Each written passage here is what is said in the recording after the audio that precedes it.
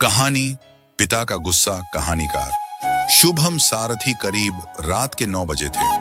चारों तरफ सन्नाटा छाया हुआ था। तभी योगेश घूम फिरकर अपने घर पहुंचा। घर में प्रवेश करते ही उसके पिता विक्रम ने कड़े स्वर में पूछा, कहां था इतनी देर तक? रात के 9 बज गए हैं। शाम को घर से निकला था और अब वापस आ रहा है। आखिर दिन भर करता क्या रहता है? योगेश चुपचाप खड़ा रहा।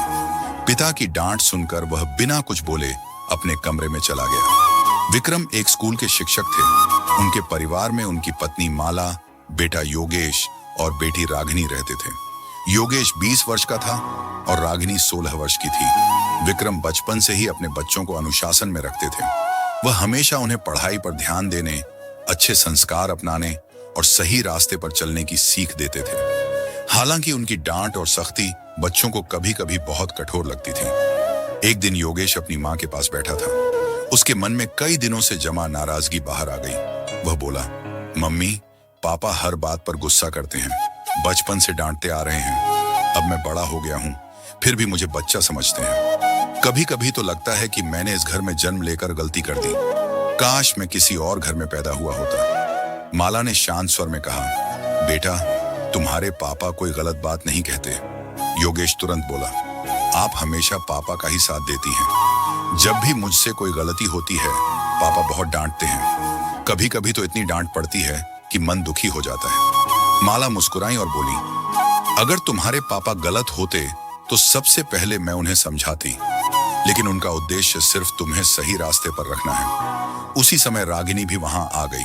वह बोली, भैया, पापा ज्यादा गुस्सा जरूर करते हैं, लेकिन कभी गलत नहीं कहते। योगेश ने नाराज होकर कहा, तुम भी पापा की तरफ हो गई। माला ने दोनों को समझाते हुए कहा, तुम दोनों अभी छोटे हो। जब बड़े हो जाओगे तब समझोगे कि माता पिता की हर बात के पीछे बच्चों की भलाई छिपी होती है। दोनों भाई बहन वहां से अपने कमरे में चले गए। कमरे में पहुंचकर योगेश बोला, मेरा तो मन करता है कि यह घर छोड़कर कहीं चला जाऊं। रागिनी ने कहा, हाँ भैया, कभी कभी मुझे भी लगता है कि पापा बहुत ज्यादा गुस्सा करते हैं। दिन बीतते गए। कुछ दिनों बाद फिर एक रात करीब 9:30 बजे योगेश घर लौटा। विक्रम ने उसे अपने पास बुलाया और पूछा, कहाँ गया था? योगेश बोला, दोस्तों के साथ था। विक्रम ने पूछा, ऐसा कौन सा काम था जो इतनी देर हो गई? योगेश ने कहा, कुछ खास नहीं। यह सुनकर विक्रम उसे समझाने लगे, लेकिन योगेश को उनकी बातें अच्छी नहीं लगी। वह गुस्से में वहां से चला गया और सीधा अपनी मां के पास पहुंचा। वह बोला, मम्मी, अब मेरा इस घर में रहने का मन नहीं करता। मैं कहीं दूर चला जाऊंगा। माला ने शांत स्वर में पूछा, लेकिन बेटा, जाएगा कहां?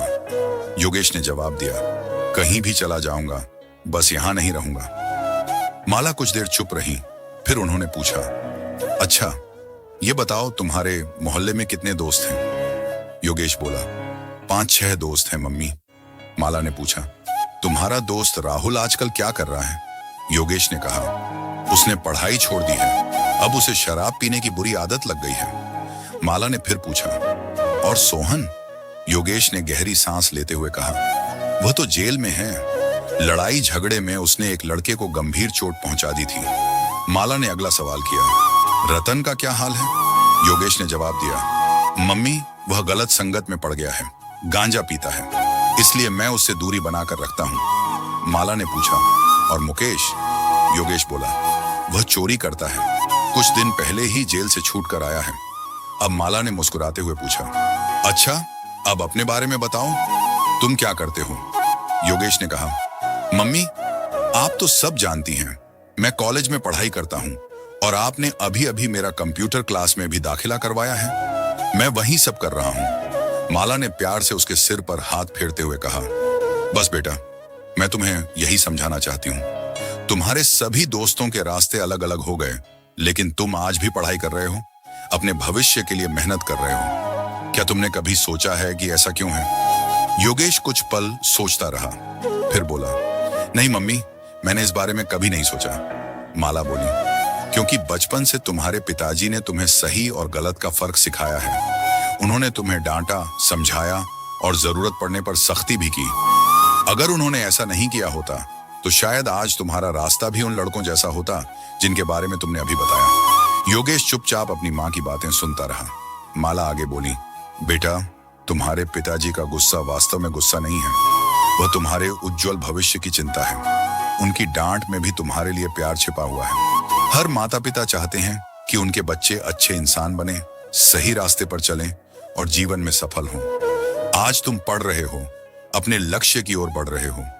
यह सब तुम्हारे पिताजी की मेहनत, संस्कार और परवरिश का परिणाम है। माँ की बातें सुनकर योगेश की आंखों में आंसू आ गए। वह भावुक होकर बोला, मम्मी, आज मैं सब समझ गया।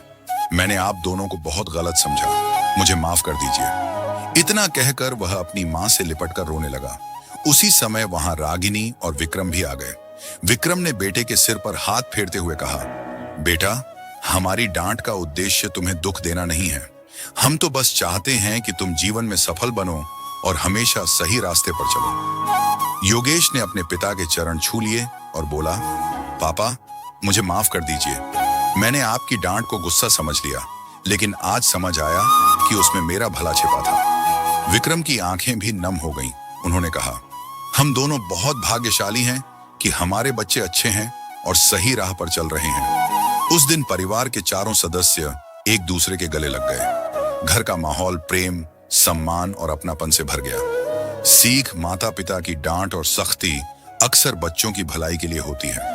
अच्छे संस्कार, सही परवरिश और सही गलत की पहचान बच्चों का भविष्य सुरक्षित बनाती है। माता पिता का प्यार हमेशा मीठे शब्दों में नहीं होता, कभी कभी वह डांट और अनुशासन के रूप में भी दिखाई देता है। जो बच्चे अपने माता पिता की सीख को समझते हैं, वे जीवन में सही रास्ते पर आगे बढ़ते हैं और एक सफल तथा अच्छे इंसान बनते हैं। समाप्त। कहानी पिता का गुस्सा। कहानीकार शुभम सारथी करीब रात के 9 बजे थे।